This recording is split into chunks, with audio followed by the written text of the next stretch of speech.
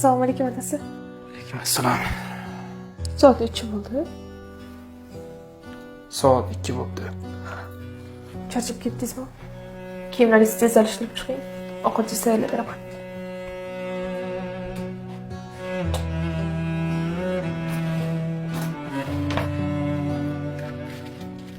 Menga qaragin. Ko'pik. Sen meni rashk qilmaysanmi? Soat 2 bo'ldi. Men bilan birga ishlaydigan Sherzod og'aynim uyiga shoshib ketdi asabiylashib. Kechgacha qolib ketdik. Xotinimga endi nima deyman?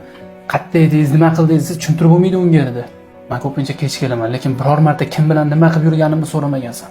Nima shunchalik meni rashk qilmaysanmi? Ha?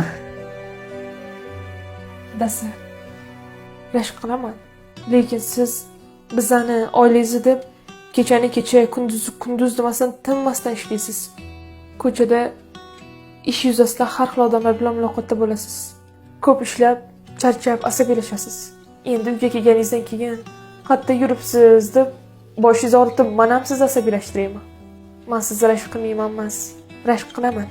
Lekin uni o'zini payti, o'rni bor. Ko'chada bekor yurmasligingizni yaxshi bilaman. Shuning uchun ham men sizga ishonaman. Rahmat. Hozir kiyimlarni ishlab chiqaman. Ovqatni isitib tur. Xo'p.